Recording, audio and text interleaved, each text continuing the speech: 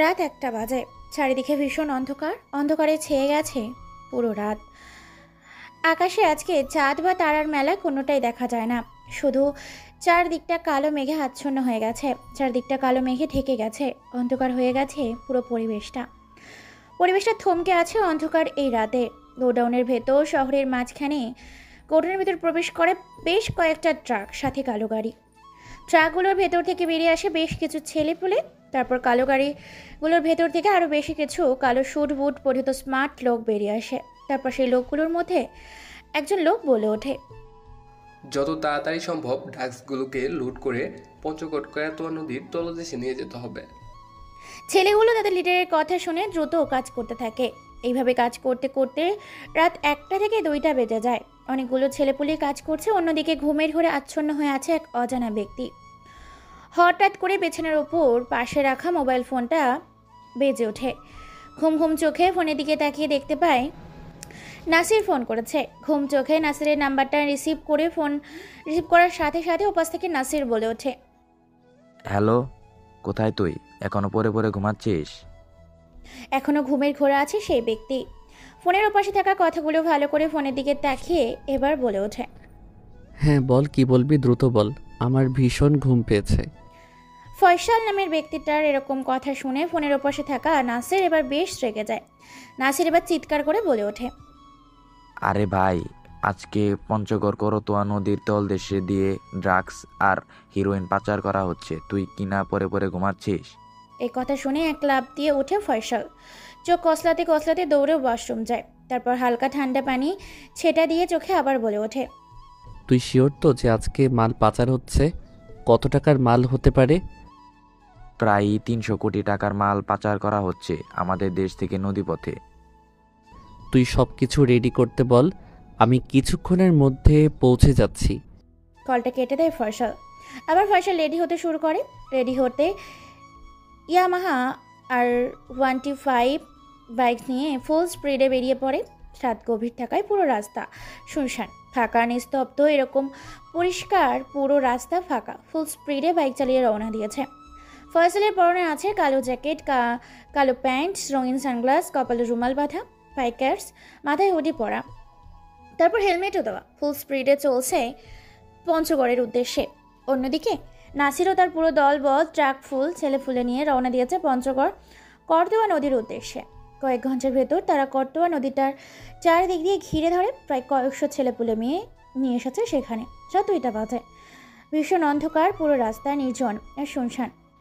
চারিদিকটা ভীষণ ভয়ঙ্কর হয়ে উঠেছে। কালো আধারে ছেয়ে গেছে। রাস্তার মধ্যে রাখা আছে বেশ কিছু গাছের টন। অন্যদিক দিয়ে গাড়িগুলো রওনা দিয়েছে পঞ্চগড় হাইওয়ে রাস্তার উদ্দেশ্যে।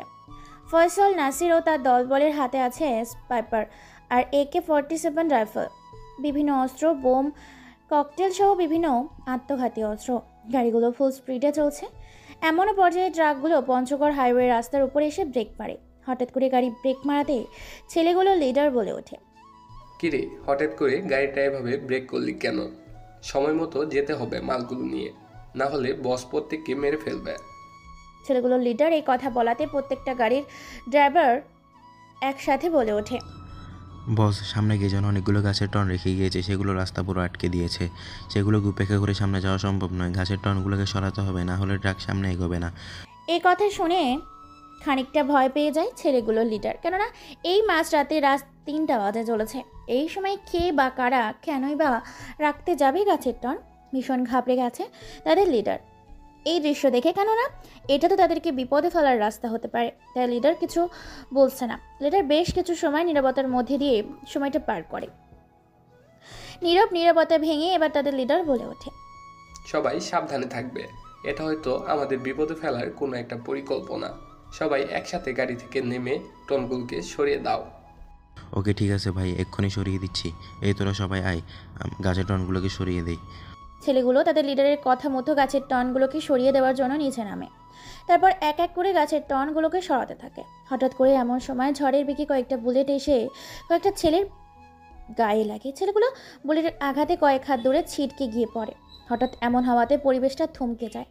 মুহূর্তের মধ্যে নিস্তব্ধ, শুনশান ও নীরবতায় ছেয়ে যায়। ছেলেগুলোর বিভিন্ন লিডার অবাক চোখে সামনে তাকিয়ে আছে। ভয়ে সবার কলিজার পানি শুকিয়ে গেছে। ছেলেগুলো লিডার গাড়ির ভেতর থেকে নেমে আসে। এক এক করে ছেলেগুলোর সামনে এগিয়ে যায়। দেখতে পায় কয়েকটা বুলেটের আঘাতে তাদের দলের কয়েকটা ছেলে পরপারে পাড়ি জমিয়েছে। হঠাৎ কোথা থেকে গুলি এলো এটা নিয়ে তাদের মধ্যে ভয় বিরাজ করছে। সবাই বন্দুক বের করছে। হঠাৎ করেই কোত্থেকে যেন রকেটের গতিতে আর-15 নিয়ে তাদের সামনে একজন এন্ট্রি নেয়। ছেলেটাকে চেনা যায় না। পরনে সব কালো পোশাক, মাথায় হেলমেট। গাড়িটাকে স্ট্যান্ড করে গাড়ির ওপরে পায়ের ওপর পা রেখে একটা কালো ব্র্যান্ডের সিগারেট জ্বালায়। তারপর কয়েকটা টান দিয়ে আকাশে ধোঁয়াগুলো উড়িয়ে দেয়। মুচকি এসে আগন্তুকটা বলে ওঠে, কিরে, তোরা আমার ডিস্ট্রিক্ট দিয়ে মাল পাচার করবি অথচ আমাকে ট্যাক্স দিবি না, এটা কি করে হয়?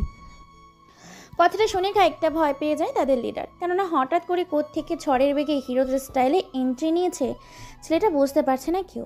আগন্তুকটা ধীরে ধীরে সম্পূর্ণ সিগারেট শেষ করে বাইকের ওপর থেকে নেমে পড়ে। তারপর একটা স্পাইপার ঘাড়ের পেছন থেকে নিয়ে সেটাকে ঠিক করতে থাকে। এটা দেখে ছেলেগুলোর লিডার বলে ওঠে, কে তুই আর কোথা থেকে এলি? আমাদের রাস্তা কেন আটকে রাখছিস? তোর কি মৃত্যুর ভয় নেই? স্বয়ং আজরাইলের সামনে এসে নিজের জীবনটাকে সমর্পণ করে দিলি। এই কথাটা শুনে আগন্তুক ফয়সাল মুচকি একটা হাসি দেয়। তারপর হাতে থাকা স্পাইপার ঠিক করে কয়েকটা গুলি চালায় আকাশে। গুলির শব্দে তাদের লিডার সহ ছেলেগুলো কয়েক হাত পিছিয়ে যায়। মুচকি এসে আগন্তুকটি বলে ওঠে, আমি যেখানে যাই সেখানে ঝড় না হলে তুফান, দুইটার মধ্যে একটা সৃষ্টি হয়। সেখানে তুই কিনা বলছিস তুই আজরাইল? দেখ, আমাদের কাজে বাধা দিস না। তোর যদি টাকা লাগে টাকা নিয়ে এখান থেকে চলে যা। যদি বেশি কথা বলিস তাহলে তোর ডেড বডিটাও কেউ খুঁজে পাবে না। ছেলেগুলোর লিডার আরও বেশ কয়েকটা ডায়লগ দেয়। ছেলেগুলো লিডারের ডায়লগ শুনে আগন্তুকটা মুচকি হাসি দেয়। এবার সত্যি বেশ দেরি হয়ে যাচ্ছে। লিডার হাতের ঘড়ির দিকে তাকিয়ে দেখতে পায় 3:30 বাজে। তাই আর দেরি না করে বলে ওঠে, শালা জানোয়ারটাকে মনে হয় আমার কথা শুনতে পায়নি। তোরা কি আছিস? এই শালাকে ধরে করতুয়া নদীর নিচে ফেলে দে। নদীর স্রোতে শালা ভেসে যাবে। কথাটা বলে কয়েকটা ছেলের সামনে এগিয়ে আসে আগন্তুকটি মারার জন্য। কিন্তু অবাক করা বিষয় হচ্ছে আগন্তুকটির ছোঁয়ার আগে কোত্থেকে যেন বেশ কয়েকটা গরম বুলেট এসে ছেলেগুলোর মাথা ভেদ করে দেয়। ছেলেগুলোর লাশ ফেলে দেয় ওভারব্রিজের ওপর। ছেলেগুলোর দেহটা ওভারব্রিজের ওপরেই পড়ে থাকে। এটা দেখে কয়েক হাত দূরে পিছিয়ে যায় ছেলেগুলো, লিডার সহ। ভয়ে তাদের গলা শুকিয়ে গেছে। ছেলেগুলো লিডার বলে ওঠে, কে তুই আর তোর সত্যিকারের পরিচয় কি? তুই এখন কেন এসেছিস? ছেলেগুলো লিডারের কথা শুনে আগন্তুকটা মুচকি একটা হাসি দিয়ে, হাসিতে লেগে আছে অন্য রকম রহস্য। আগন্তুক মুচকি হেসে বলে ওঠে, হা হা হা, গ্যাংস্টার কে কে? গ্যাংস্টার কে কে? নামটা শুনে কয়েক হাত দূরে পিছিয়ে যায় ছেলেগুলো লিডার সহ। ভয়ে তাদের গলা শুকিয়ে গেছে। কেননা মৃত্যু যে তাদের সামনেই দাঁড়িয়ে আছে। খুব ভয়ঙ্কর ও হিংস্র যে প্রাণীটা সেটা হলো এই গ্যাংস্টার কে কে। কে কে খুব ভয়ঙ্কর একটা মানুষ। সে বলে কম, মারে বেশি, বোঝায় কম, কাটে বেশি। তাই তো ভয়ে তার নামটা দিয়েছে গ্যাংস্টার কে কে।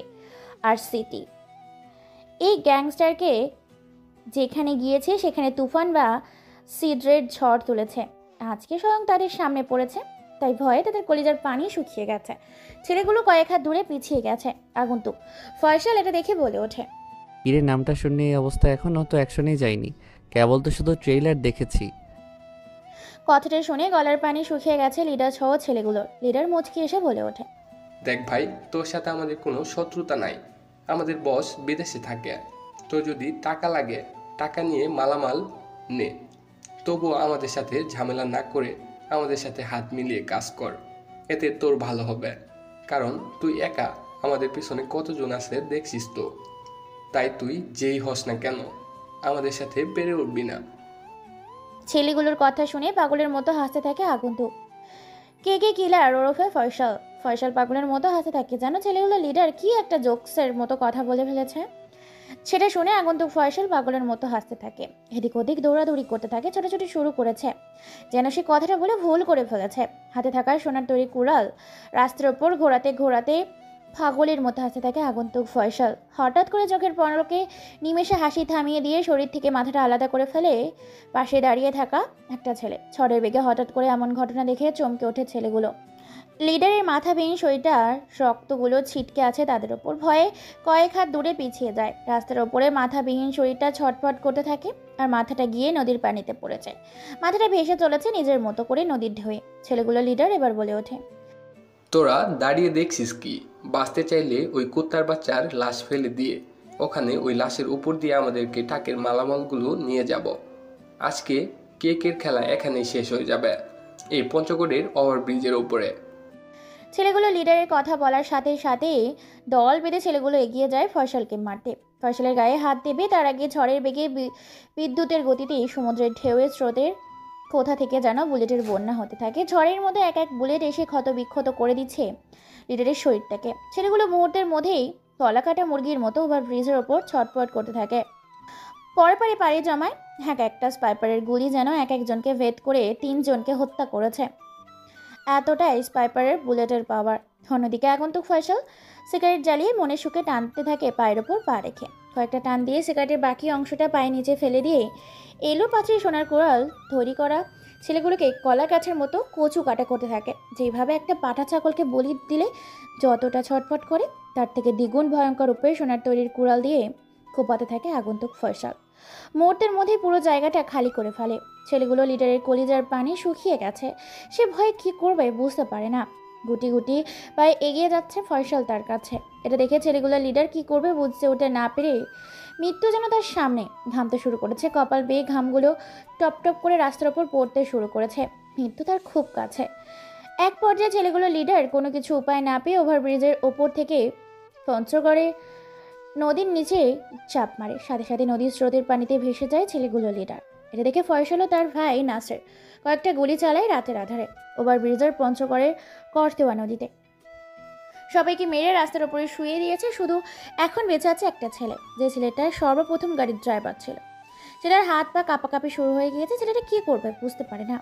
ছেলেটা ভয়ার্ত কণ্ঠে বলে ওঠে, তোমরা আমাকে ছেড়ে দাও, আমি তো টাকার বিনিময়ে কাজ করি, আমার পরিবার আছে, আমাকে আমার পরিবারের কাছে যেতে দাও। আমার ভুল হয়ে গেছে, বেঁচে থাকতে আমি আর কোনোদিন এই লাইনে কাজ করতে আসবো না। ছেলেগুলোর করুণ পরিণতি দেখে ছেলেটা কান্নায় ভেঙে পড়েছে। কেননা কাউকে বাঁচিয়ে রাখেনি, কারোর শরীর থেকে এক একটা অংশ কেটে দিয়েছে আগন্তুক ফয়সাল সহ নাসির ও তার দলবল। কারোর শরীরে মাথা নেই, কারো হাত, কারো পা, পেট, চোখ, কান, নাক এক একটা অংশকে খুব নৃশংসভাবে শরীর থেকে আলাদা করেছে, রাস্তার মাঝে ফেলে রেখেছে। শুরু থেকে এখনো তাজা রক্ত গড়িয়ে পড়ছে। এই অন্ধকারে যেন তাজা রক্তের আলোতে আলোকিত হয়ে গেছে পুরো জায়গাটা। দেখতে দেখতে রাত 4টা বেজে গেছে। ছেলেটার আর্তনাদ চিৎকার যেন ফয়সাল আর নাসিরের কানে পৌঁছায় না। মুচকি এসে নাসির বলে ওঠে, তোকে তো এখন পর্যন্ত কিছুই করিনি, শরীরে হাত দেওয়ার আগেই তুই এভাবে চিৎকার করছিস? তাহলে ভেবে দেখ, তোকে যখন গোডাউনে বেঁধে তোর শরীর থেকে জীবন্ত অবস্থায় চামড়াগুলোকে শরীর থেকে আলাদা করব, তখন তোর কতটা যন্ত্রণা হবে। ভাই আমাকে ছেড়ে দাও, আমার ভুল হয়ে গেছে, এবারের মতো আমাকে ছেড়ে দাও, আমাকে আর একটা সুযোগ দাও। ছেলেটার কথা কেউ শোনে না। গুটি গুটি পায়ে নাসির আর ফয়সাল ছেলেটাকে এগিয়ে যাচ্ছে। আমার সময় ছেলেটা পিছনে একটা লাশের সাথে ধাক্কা খেয়ে লাশের ওপর পড়ে। একটা বন্দুক পেয়েছিল। এটা ভয়ে বন্দুক উঠিয়ে সাথে সাথে কয়েকটা গুলি চালায়। হঠাৎ করে গুলি চালানোর কারণে ফয়সালের ডান হাতে গিয়ে গুলিটা লাগে। গুলিটা হাত ভেদ করে এফোর ওপর হয়ে বেরিয়ে যায়। ফয়সাল এটা দেখে মুচকি একটা হাসি দেয়। নাসির সাথে সাথে দৌড়ে গিয়ে ছেলেটার হাত ভেঙে দেয়। তারপর ছেলেটাকে রশি দিয়ে বেঁধে ফেলে তার দলের ছেলেগুলো। ফয়সাল গুটি গুটি পায়ে ছেলেটার সামনে এসে দাঁড়ায় আর বলে ওঠে, আরে বেটা, তোর কলিজা আছে মানতে হবে, কেননা এই ফয়সালের চেহারা যে দেখেছে সে প্যান্ট নষ্ট করে ফেলেছে। সেখানে তুই কিনা এই ফয়সালের উপরে গুলি চালিয়েছিস, তোর দম আছে মানতে হবে। কথাটা বলতে দেরি কিন্তু ছেলেটাকে নাসির ও ফয়সালের ছেলেগুলো গাড়িতে তুলতে দেরি করে না। ছেলেগুলো ছেলেটাকে নিয়ে চলে যায় তাদের গোডাউনের উদ্দেশ্যে। এদিকে নাসির এক এক করে ট্রাকে ঝাঁপ খুলে দেখতে পায় ট্রাক ভর্তি ড্রাগস, মদ, হীরা পাচার করছে। সাথে পেছনের ট্রাকটাতে টাকা ভর্তি ট্রাক। এত কিছু দেখে নাসির আর ফয়সালের মাথা নষ্ট। 5-5টা গাড়ি এবং ট্রাক সহগুলো রওনা দেয় ফয়সালের গোডাউনের উদ্দেশ্যে। চারিদিকে ফজরের আজান দিচ্ছে। ফজরের আজানের সাথে সাথে আল্লাহর তৈরি প্রাকৃতিক সৌন্দর্য পাখিগুলো কিচিরমিচির শব্দে সকালবেলার মনোমুগ্ধকর হয়ে উঠেছে। গোডাউনে পৌঁছে যায়। দেখতে দেখতে সকাল হয়ে যায়। সকালে মানুষের হাঁটাহাঁটি শুরু করছে পঞ্চগড়ের ওভারব্রিজের ওপর। রক্ত আর লাশের কারখানা তৈরি হয়েছে। এত সব কিছু দেখে সাধারণ মানুষের ভেতর ভয়ের সৃষ্টি হয়েছে। সাথে বাংলাদেশের আইন শৃঙ্খলা বাহিনীকে ফোন করে বাহিনীটির সাথে সাথে সেনাবাহিনী, বিভিন্ন গোয়েন্দা বিভাগের অফিসারগুলো পঞ্চগড়ের ওভারব্রিজে এসে উপস্থিত হয়। পুরো রাস্তা ব্লক করে দেওয়া হচ্ছে। প্রায় কয়েকশো লাশ, সাথে লাশের টুকরো। রাস্তায় রক্তে রক্তাক্ত হয়ে গেছে। আকাশে উড়ানো হয়েছে বেশ কয়েকটা ড্রোন। সাংবাদিক এসে বলে ওঠে, আমি আপনাদের সাথে আছি। মাছরাঙা টেলিভিশনের পক্ষ থেকে সুইটি। আজকের সকাল 6টার খবরে আপনাকে স্বাগতম। পঞ্চগড় ডিস্ট্রিক্ট বিখ্যাত এই পঞ্চগড় ডিস্ট্রিক্টের করতোয়া নদীর ওপরে ওভারব্রিজের মাঝখানে কয়েকশো লাশ ফেলে গেছে টুকরো টুকরো করে অজানা কোনো এক ব্যক্তি। পুলিশ, সেনাবাহিনী এবং আরও কিছু গোয়েন্দা বাহিনী এসে তদন্ত করেছে। খুব নৃশংসভাবে হত্যা করে গেছে কয়েকশো ছেলেকে। দেখে মনে হচ্ছে এটা কোনো গ্যাংস্টারের কাজ। পুরো ব্রিজ রক্তে রক্তাক্ত হয়ে গেছে। রক্তে লাল হয়ে গেছে পুরো ওভারব্রিজ। যেন লাল রক্তে রঙিন করে তুলেছে নতুন রূপে এই ওভারব্রিজটাকে। কে করেছে, কেন করেছে, কিছুক্ষণের মধ্যেই জানতে পারবো। চলুন তাহলে আমরা অফিসার, গোয়েন্দা বিভাগের সিনিয়র অফিসার মাইশা চৌধুরীর কাছে কিছু শুনি। হ্যালো ম্যাম, কেউ বা কারা রাতের আধারে নৃশংসভাবে হত্যা করে গেছে এই সমস্ত ছেলেপুলেকে? দেখে বোঝা যাচ্ছে এই ছেলেগুলো কোনো গ্যাংস্টারের, এবং অন্য কোনো গ্যাংস্টার এসে এদের হত্যা করেছে। আপনাদের কি মনে হয়? দেখুন, এই পরিস্থিতিতে দাঁড়িয়ে কথা বলা সম্ভব নয়, কেননা এখানে শুধু একটা দুটো লাশ নয়, বরং এখানে লাশের কারখানা আর রক্তস্রোত তৈরি হয়েছে। যারা এখানে হত্যাকাণ্ড চালিয়েছে সেই গ্যাংস্টারের নাম হচ্ছে গ্যাংস্টার দ্য কেকে। কারণ প্রত্যেক টুকরোর উপরে কেকে গ্যাংস্টারের সিলমোহর খুঁজে পাওয়া গেছে। তবে এই ছেলেগুলো কোন গ্যাংস্টারও হয়ে কাজ করতো সেটা আমরা এখনও জানতে পারিনি, এবং এখানে নিশ্চয়ই একটা ক্রাইম হতে চলেছিল। দুই দলের মধ্যে সংঘর্ষ হয়েছে, যার কারণে ছেলেগুলোকে নির্মমভাবে হত্যা করে কেকে গ্যাংস্টার এখান থেকে চলে গেছে। এখানে শুধু ছেলেগুলো চিহ্ন নয়, বরং আমরা কিছু ট্রাক এবং কিছু গাড়ির চিহ্ন পেয়েছি, যা হয়তো বেআইনিভাবে কোনো মাল পাচার হচ্ছিল। কেকে গ্যাংস্টার খবর পেয়ে দুই দলের মধ্যে সংঘর্ষ হয়ে কেকে গ্যাংস্টার মেরে সে মালগুলো লুট করে এখান থেকে নিয়ে গেছে। তবে এটুকু বলতে পারি, আমরা যদি চলি ডালে ডালে, কেকে গ্যাংস্টার চলে পাতায় পাতায়। এই ছিল সকাল 6টার খবর। খুব ভয়ঙ্কর এবং খুব নৃশংসভাবে হত্যা করে গেছে কেকে গ্যাংস্টার পঞ্চগড়ের ওভারব্রিজের ওপরে। মানুষের সকাল কাটে সুন্দর ও সৌন্দর্য দেখে, আর আজকে পঞ্চগড়ের সকাল কেটেছে লাশের কারখানা ও রক্তের স্রোত দেখে। সময়ের সাথে আমাদের সংবাদ টেলিভিশনের মাছরাঙা টেলিভিশনের সাথে থাকতে আপনাদের ভিজিট করতে হবে www.com.mk। এক এক করে সমস্ত রাস্তা থেকে লাশগুলোকে তুলে ফেলা হয়। ফায়ার সার্ভিস এসে পুরো রাস্তা পরিষ্কার করে ফেলে পানি দিয়ে। মানুষের আতঙ্ক এখন এখান থেকে যায়নি। এই ভিডিওটা ছড়িয়ে পড়ে মুহূর্তের মধ্যেই সারা বাংলাদেশে, শুধু বাংলাদেশে নয়, বাংলাদেশের বাইরে দেশগুলোতে প্রভাব ফেলেছে এই ভিডিওটা। ছড়িয়ে পড়ে মুহূর্তের মধ্যে ভাইরাল হয়ে যায় সোশ্যাল মিডিয়াতে। এক দৃশ্য দেখে পাগলের মতো খুশিতে আত্মহারা হয়ে হাসতে থাকে ফয়সাল নাসির। ফয়সাল এখনও ঘুমায়নি, কেবল তো সকালে মিশন শেষ করে বাড়িতে ফিরেছে। প্রচুর ঘুম পাচ্ছে তার, কিন্তু এখন ঘুমালে চলবে না, তাকে যে ভার্সিটিতে যেতে হবে। তাই আর দেরি না করে হালকা রেডি হয়ে বেরিয়ে পড়ে গুটি গুটি পায়ে ভার্সিটির উদ্দেশ্যে। পায়ে হেঁটে ভার্সিটির ভিতর প্রবেশ করছে। পরনে সব হালকা পোশাক। একটা মধ্যবিত্ত ফ্যামিলির ছেলে যে পোশাক পরে ভার্সিটিতে যায়, ঠিক সেরকম পোশাক পরে ভার্সিটিতে প্রবেশ করেছে আমাদের গল্পের হিরো ফয়সাল। চলুন ভার্সিটিতে প্রবেশ করতে করতে ফয়সালের বর্ণনা দিয়ে আসি। ফয়সাল দেখতে 7 ফুট 2 ইঞ্চি, মিডিয়াম সাইজের, স্বাস্থ্যবান বডি, ফিটনেস ফাটাফাটি, উজ্জ্বল ফর্সা গায়ের রং। এতটুকু তার বর্ণনার ভেতরে প্রবেশ করেছে গুটি গুটি পায়। এদিক ওদিক তাকিয়ে দেখতে পায় ভার্সিটির অনেক ছাত্রছাত্রী এসেছে। মুচকি এসে ভেতরে প্রবেশ করে। এমন সময় পেছন থেকে কোনো কিছুর সাথে ধাক্কা খেয়ে পড়ে যায় ফয়সাল। কোনো কিছু না দেখে না বুঝে পেছন থেকে গালি দিয়ে বলে ওঠে, কোন শালা হুমুদির পুত্রে? শালা, তুই কি চোখে দেখতে পারিস না? জল জীবন্ত একটা মানুষকে ধাক্কা দিয়ে ফেলে দিলি। ছেলেটার এমন কথা শুনে ইয়ামা A15 গাড়িটা স্ট্যান্ডে করে কেউ একজন গাড়ি থেকে নেমে হেলমেট খুলে গাড়ির ওপর রাখে। তারপর ফয়সাল নামে ছেলেটার কাছে এসে ছেলেটার শার্টের কটা ধরে বেশ কয়েকটা পরপর থাপ্পড় মারে। এত জোরে থাপ্পড় মেরেছে যে থাপ্পড়ের শব্দে পুরো জায়গায় কেঁপে ওঠে। আশেপাশের ছাত্রছাত্রীগুলো সেদিকে তাকিয়ে আছে হতবাক দৃষ্টিতে, সবাই এদিকে তাকাচ্ছে। এত জোরে থাপ্পড় মেরেছে যে ফয়সাল চারিদিকে শুধু ঝাপসা দিতে থাকে। থাপ্পড় খেয়ে পুরো দুনিয়াদারি যেন তার ঘুরতে থাকে। গোল গোল করে এই মেয়েটা এবার ঝাঁঝালো কণ্ঠে বলে ওঠে, বেটা গাইয়া খ্যাত কোথাকার, তোর সাহস কি করে হয় আমাকে গালি দেওয়ার? তুই জানিস না আমি চেয়ারম্যানের মেয়ে? 2 টাকা সামান্য একটা ছেলে হয়ে কিনা তুই আমার মতো চেয়ারম্যানের মেয়েকে গালি দিস? তোকে তো আজকে মেরে ফেলবো। কথাটা বলে ছেলেটাকে মাটির থেকে উঠিয়ে দাঁড় করায়। তারপর বেশ কয়েকটা থাপ্পড় লাগিয়ে দেয় আর বলে ওঠে, তোকে আজকে পুরো ভার্সিটি নাকে দড়ি দিয়ে ঘুরাবো। তুই শুধু এখানে দাঁড়িয়ে থাক, আমি বাইকটাকে পার্কিং করে তোর কাছে আসছি। আজকে তোকে বোঝাবো চেয়ারম্যানের মেয়ের সাথে পাঙ্গা নেওয়ার মানে জীবনের কতটা বিপদ নিজে ডেকে নিয়ে আসা। ফয়সাল কোনো কথা বলে না, হাঁ করে মেয়েটার দিকে তাকিয়ে আছে এক দৃষ্টিতে।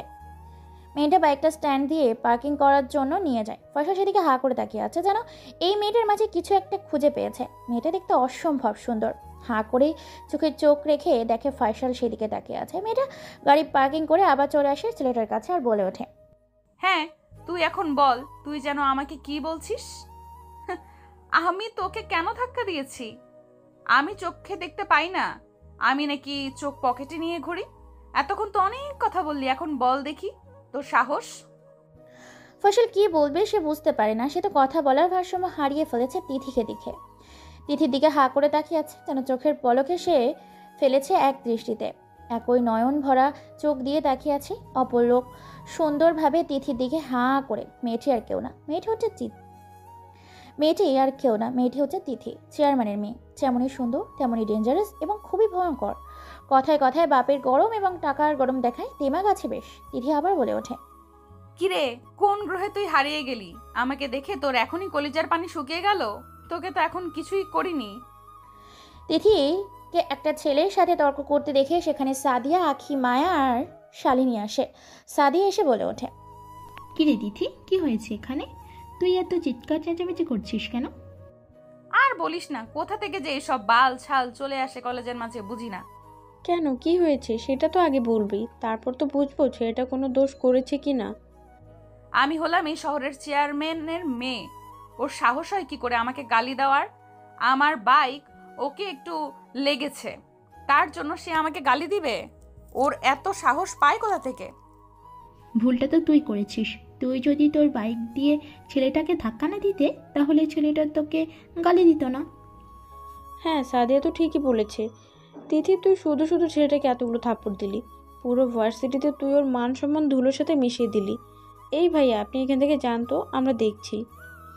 ছেলেটা এখনো সেদিকে হাঁ করে তাকিয়ে আছে, যেন সে কোনো স্বর্গের মাঝে হারিয়ে গেছে। রূপকথার রূপকন্যা পরীকে দেখে কোনো এক স্বর্গের দেশে হারিয়ে গেছে। বিরক্ত হয়ে তিথি ফয়সালের শার্টের কলার ধরে ঝাঁকাতে ঝাঁকাতে বলে ওঠে, শালা ফকিন্নি খ্যাত কোথাকার, আমার চোখের সামনে থেকে সরে যা। এতক্ষণে সব ফয়সালের হুঁশ ফিরেছে যে এতক্ষণ সে কি করেছে। কোনো কিছু তার মনে নেই। হুঁশ আসতেই সে বলে ওঠে, হ্যাঁ, কি হয়েছে আপু, কোনো সমস্যা? ফয়সালের কথা শুনে তো উপস্থিত থাকা সবাই টাসকি খেয়ে যায়, কেননা যাকে নিয়ে এতক্ষণ এত কিছু সেই বলছে কি হয়েছে আপু।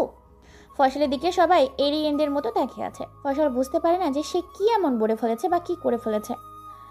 তাই সে আবার বলে ওঠে, আপু কি হয়েছে, আপনার এইভাবে সবাই আমার দিকে হাঁ করে তাকিয়ে আছেন কেন? তিথি এবার বিরক্ত হয়ে যায়, যেন ওকে মেরে ফেলে এমন অবস্থা। তিথিকে সান্ত্বনা দিয়ে সাদিয়া বলে ওঠে, কোনো কিছু হয়নি ভাইয়া, আপনি এখান থেকে যান।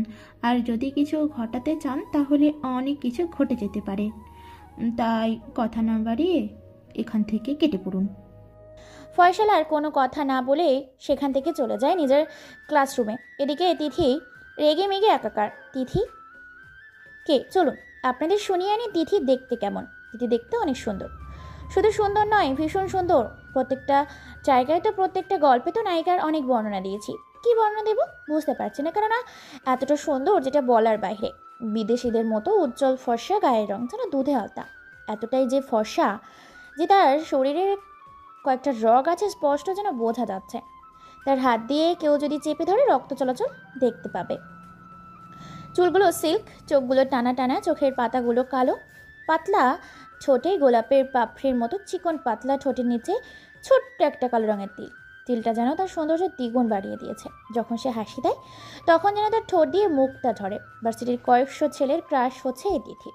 রূপে গুণে যেমনই তার দিমাগ। বাবার টাকা আছে বলে কাউকে তোয়াক্কাও করে না। বাবা শহরের চেয়ারম্যান, সাথে ভার্সিটির সাধারণ সম্পাদক। বাবা মায়ের দুই মাত্র সন্তান তিথির একটা ছোট ভাই আছে। ফয়সাল নিজের মতো করে ক্লাসে প্রবেশ করে। ক্লাসের শেষের বেঞ্চে গিয়ে ফয়সাল বসে পড়ে। দেখতে দেখতে স্যার ভেতরে প্রবেশ করে।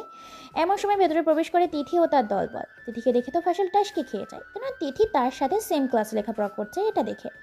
তিথি এখনও ফয়সালকে দেখেনি। স্যার নিজের মতো করে ক্লাস করাতে থাকে। দেখতে দেখতে ক্লাস শেষ হয়ে যায়। ভার্সিটি থেকে সবাই বের হয়েছে। ফয়সাল বেরিয়ে যায় গুটি গুটি পায় নিজের গন্তব্যের উদ্দেশ্যে। দেখতে দেখতে দিনটা এইভাবেই কেটে যায়। সন্ধ্যা 7টা বাজায়। সোফার ওপর বসে কফি খাচ্ছে ফয়সাল। এমন সময় টেবিলের উপর থাকা ফোনটা বেজে ওঠে। ফোনটা হাতে নিয়ে তাকিয়ে দেখতে পায় ফোনের স্ক্রিনে নাসিরের নাম্বারটা ভেসে উঠেছে। তাই আর দেরি না করে ফোনটা রিসিভ করে। ফোনের উপাস থেকে বলে ওঠে, হ্যালো, কিরে তুই কোথায়? তুই কি ভুলে গিয়েছিস যে গোডাউনে তোকে আজকে আসতে হবে অপারেশনটা সাকসেসফুল করতে? ফয়সাল এই কথা শুনে খানিকটা ভ্যাবাচ্যাকা খেয়ে যায়, কারণ সে সত্যি ভুলে গিয়েছিল যে আজকে তাকে গোডাউনে যেতে হবে। ফয়সাল বলে ওঠে, আমি সত্যি বলছি ভুলে গিয়েছিলাম। তুই কল না দিলে আজকে আর গোডাউনে যাওয়া হতো না। তুই সব কিছু রেডি কর, আমি গোডাউনে আসছি। এই বলে কল কেটে দেয় ফয়সাল। তারপর ফয়সাল ফ্রেশ হয়ে পোশাক আশাক পরে তার পছন্দের R50 বাইকটা নিয়ে বেরিয়ে পড়ে গোডাউনের উদ্দেশ্যে। কিছুক্ষণের মধ্যে গোডাউনে পৌঁছে যায়। গোডাউনের ভিতরে গাড়িটাকে স্ট্যান্ড করে গুটি গুটি পায়ে একটা ছেলের সামনে গিয়ে দাঁড়ায়। ছেলেটাকে চেয়ারের সাথে বেঁধে রাখা হয়েছে। ছেলেটার মাথার ওপর দিয়ে সাদা রঙের একটা বাতি জ্বলছে। চারদিকটা ভীষণ অন্ধকার। ফয়সাল ভেতরে প্রবেশ করার সাথে সাথে রুমের বাতি জ্বলে ওঠে। ছেলেটা এখনো অজ্ঞান আছে, জ্ঞান ফিরে আসেনি। এটা দেখে ফয়সাল বলে ওঠে, গরম পানি আর গরম অ্যাসিড নিয়ে আয়, সাথে আমার ব্যাগটা নিয়ে আসবি। পাশে নাসির বসা আছে। ফয়সালের কথা শুনে একটা ছেলে ফুটন্ত গরম পানি নিয়ে আসে, আর অন্য আরেকটা ছেলে গরম অ্যাসিড নিয়ে আসে। আর একটা ছেলে ফয়সালের ব্যাগটা নিয়ে আসে। তারপর সব কিছু এক এক করে ফয়সালের সামনে রাখে। ফয়সাল এত কিছু দেখে মুচকি একটা হাসি দেয় আর বলে ওঠে, হা হা হা, তোরা তো এখনো এর গায়ে হাত দিসনি তাই তো? হ্যাঁ, এখনো ছেলেটার গায়ে আমরা কেউ হাত দিইনি। তোর জন্য রেখে দিয়েছি, তুই কি করবি তুই ভালো জানিস। আজকে বেশি কিছু করব না, শুধু জাস্ট সত্যি বললেই মেরে ফেলবো। আর যদি সে সত্যি না বলে তাহলে তুই কি করবি? ও তো মিথ্যা কথা বলতে পারে, বানিয়ে কোনো কিছু তোকে বলে দিল, ব্যাস। ও যদি মিথ্যা বলে তাহলে ওর মৃত্যুটা ভয়ঙ্কর মৃত্যু হবে। কথাটা বলে ফয়সাল একটা ইঞ্জেকশন সিরিঞ্জ বের করে। তারপর সেই ইঞ্জেকশন সিরিজটা খানিকটা অ্যাসিড নেয়, তারপর খানিকটা কিছু গরম পানি। এটা দেখে সবাই ভয়ের কলিজা শুকিয়ে গেছে, কেননা সবাই জানে ফয়সাল কতটা ভয়ঙ্কর ও ভয়াবহ একটা গ্যাংস্টার। সবাই তাকে কে কে গ্যাংস্টার বলেই চিনে। ফয়সাল ইঞ্জেকশনের সিরিঞ্জটা ছেলেটার শরীরে পুশ করে দেয়। সাথে সাথে ছেলেটা লাফালাফি শুরু করে, ছটফট করতে শুরু করেছে। গরম পানি আরও অ্যাসিড যে দিক দিয়ে ছেলেটার শরীরে পৌঁছাতে শুরু করেছে সেই দিক দিয়ে ঝরে যেতে শুরু করেছে, সেই দিক দিয়ে গলে যেতে শুরু করেছে। গরম পানি আর অ্যাসিডের কারণে মাংসগুলো শরীরে সেদ্ধ হয়ে পচতে শুরু করেছে। রক্তের সাথে সাথে দৌড়াদৌড়ি করছে গরম পানি ও ফুটন্ত অ্যাসিড। ছেলেটা চিৎকার চেঁচামেচি করতে শুরু করেছে। ছেলেটার চিৎকার যেন ফয়সালের ভালো লাগে না, তাই একটা কালো রঙের কাপড় তার মুখের ভেতর ঢুকিয়ে দেয়। তারপর একটা সিগারেট জ্বালিয়ে সে মনে সুখে টানতে থাকে।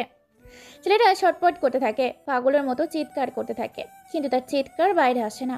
এটা দেখে ফয়সাল এবার বলে ওঠে, দেখ, যা বলবি সত্যি বলবি। সত্যি বলার আগেই কিন্তু তোকে কয়েক ডোজ দিয়ে দিয়েছি, তাতেই তোর এই অবস্থা। মিথ্যে বলে কিন্তু এর থেকে ভয়ঙ্কর যন্ত্রণা দেব তোকে। তারপর একটা চিমটি দিয়ে মুখের ভেতর থেকে কাপড়ের টুকরোটা বের করে নেয়। ছেলেটা হাঁপতে থাকে, জল জল করে চিৎকার করতে থাকে। তারপর একটা ছেলে এসে ছেলেটাকে জল খাওয়ায়। ছেলেটা যেন পুরো শান্ত হয়ে যায়, শরীরের জ্বলন্তি কমতে শুরু করেছে। ছেলেটা বলে ওঠে, সত্যি করে বলছি ভাই, আপনারা যা জানার আছে আমাকে শুধু জিজ্ঞেস করেন, আমি সব সত্যি বলে দিব।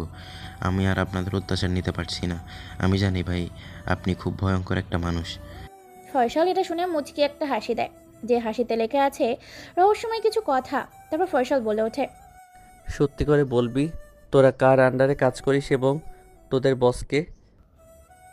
ছেলেটা এই কথা শুনে কান্না করতে থাকে। কান্না করতে করতে ছেলেটা বলে ওঠে, ভাই আমি যতটুকু জানি সত্যি বলেছি। আমি যতটুকু জানি শুধু ততটুকুই বলতে পারবো, যেটুকু আমার জানা আছে। আরে বেটা, এত ভূমিকা না করে তুই যেটা জানিস সেটা সত্যি সত্যি বলে দে, যদি প্রাণে বাঁচতে চাস। নয়তো তোকে এতটাই ভয়ঙ্কর অত্যাচার করা হবে যেটা তুই তোর মৃত্যু দেখে আফসোস করবি। ভাই আমাদের বসকে সেটা আমি জানতাম না, তবে আমি আমার লিডারের কথা মতো চলতাম। আমাদের লিডারকে সেদিন আপনারা ধরতে পারেননি। লিডার জানে যে আমাদের আসল বসকে। আমরা কার আন্ডারে কাজ করি, তো লিডারকে চিনি। আপনার লিডারকে পাবেন যমুনা নাইট ক্লাবে। আমি লিডারের আন্ডারে কাজ করতাম। প্রতি মাসে বাইরের দেশ থেকে একটা করে ট্রাক আসতো নদীপথে। সেই ট্রাকগুলো লিডার আমাদের বিতরণ করতো, এবং শিশু পাচার, নারী পাচার, ড্রাগস স্মাগলিং, নারী পাচার, কয়লা পাচার, যত প্রকারের স্মাগলিং আছে সব কিছু আমরা করতাম। ফয়সাল ছেলেটার কথা শুনে আর মনে সুখে সিগারেট টানছে। পাশে বসে আছে নাসির, আর ছেলেটার কথা শুনছে। ফয়সাল সিগারেটটা শেষ করে ফেলে দেয়। নিকোটিনের ধোঁয়াগুলো আকাশে উড়িয়ে দিয়ে বলে ওঠে, তুই যে সত্যি কথা বলছিস এর প্রমাণ কি? তুই তো মিথ্যা বলতে পারিস। ছেলেটা এটা শুনে একটা মুচকি হাসি দেয়, যে হাসিতে লেগে আছে অনেক কিছু কথা। মুচকি হাসিটা দিয়ে মৃদু কণ্ঠে বলে ওঠে, চাইলে এখন আপনারা আমাকে মেরে ফেলতে পারেন, তবে আমার জীবনের কোনো আফসোস নেই, কারণ আমি যা বলেছি সব সত্যি বলেছি। ফয়সাল, এখন তুই কি করবি? একে ছেড়ে দিবি নাকি মেরে ফেলবি? কারণ আমার মনে হচ্ছে ছেলেটা যা বলছে সত্যি কথা বলেছে। ওকে প্রাণে মেরে ফেলতে হবে, কারণ ওকে ছেড়ে দিলে সে আমার রহস্যের কথা সারা দুনিয়াকে জানিয়ে দেবে। আর ওর সবচেয়ে বড় দোষ হচ্ছে সে আমাকে দেখে ফেলেছে। ভাই আমাকে মেরো না, আমাকে ছেড়ে দাও এবারের মতো, আমি ভুল করে ফেলেছি, আমাকে তোমাদের সাথে পাঙ্গা নিয়ে। তোর ভুল আমাদের সাথে পাঙ্গা নেওয়া নয়, তোর ভুল হচ্ছে তুই আমাকে দেখে ফেলেছিস। মরার জন্য তৈরি হ।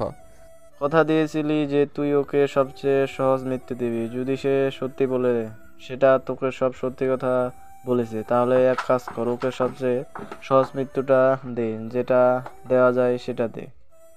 তোকে যেহেতু কথা দিয়েছিলাম তাই তোকে সবচেয়ে সহজ মৃত্যু দিব, তুই বুঝতেও পারবি না।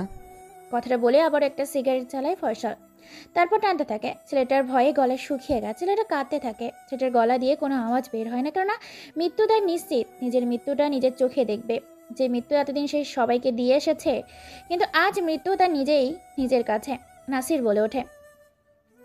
নাসিরের কথা মতো ছেলেটার চোখে একটা কালো রঙের কাপড় বেঁধে দেওয়া হয়। তারপর ফয়সাল একটা ইঞ্জেকশনের সিরিঞ্জ বের করে ঘুমের ইঞ্জেকশন ছেলেটার শরীরে পুশ করে দেয়। সাথে সাথে ছেলেটা ঘুমের দুয়ারে ঢলে পড়ে। ছেলেটা ঘুমের দুয়ারে ঢলে পড়ার সাথে সাথে ছেলেটাকে কয়েকজন মিলে একটা বেঞ্চের ওপর শুয়ে দেয়। তারপর ছেলেটার হাত পা বেঁধে ফেলে। তারপর ঠিক যেইভাবে গরুকে জবাই করা হয় একইভাবে ফয়সাল ছেলেটার গলার ওপর থেকে একটা ছড়িয়ে চালিয়ে দেয়। গরুকে যেভাবে জবাই করা হয় ঠিক সেইভাবে জবাই করে ফেলে ছেলেটাকে। তারপর ছেলেটার লাশটা পঞ্চগড় কতোয়া নদীতে ফেলে দিতে বলে। নাসির বলে ওঠে, তোর ভাবি তোকে আমাদের বাড়িতে যেতে বলেছে, জানি না তোকে কি যেন বলার আছে, তাই তোকে এখন আমার সাথে আমার বাড়িতে যেতে হবে। দেখ ভাই, ভাবির এক কথা আর আমাকে ভালো লাগে না। বিয়ে কর বলে বলে আমার কান ঝালাপালা করে দিয়েছে। দেখ, তোর টাকা পয়সা কম নেই, বাবা যতগুলো ধন সম্পদ রেখে গিয়েছিল সেভাবেই তোর জন্য সবকিছু রেখা দেওয়া আছে, তারপরে তুই বিয়ে করতে চাস না, এর কারণটা বলতো। ফয়সাল এবার নাসিরের কথা শুনে হাসতে থাকে। হাসতে হাসতে ফয়সাল বলে ওঠে, আরে ভাই তুই আর চিন্তা করিস না, ভাবির ইচ্ছে আর অপূর্ণ রাখবো না। কিছুদিনের মধ্যেই ভাবির সঙ্গে নিয়ে আসবো ভার্সিটি থেকে। কথাটা বলে গোডাউন থেকে গাড়ি নিয়ে রওনা দেয় তারা। দুই ভাই, হ্যাঁ ফয়সাল আর নাসির আপন দুই ভাই, তবে ফয়সাল আলাদা থাকে তার ভাবির জ্বালায়, কেননা বাড়িতে থাকতে সব সময় শুধু বিয়ের কথা বলে। এই জন্য ফয়সাল ভয়ে আলাদা থাকে। দুই ভাই মিলে কথা বলতে বলতেই বাড়ির সামনে এসে কলিং বেল বাজায়। কলিং বেলের শব্দ পেয়ে দরজা খুলে দেয়। ফয়সালকে দেখে তার ভাবি বলে ওঠে, আরে ফয়সাল, তুমি এতদিন পরে এই বাড়িতে? ভাবি, তুমি তো বললে আমাকে আসতে বলেছো। আমরা কি কেউ তোর আপনজন যে তুই আমাদের কথা ভাববি বা আমাদের সাথে তুই দেখা করতে আসবি?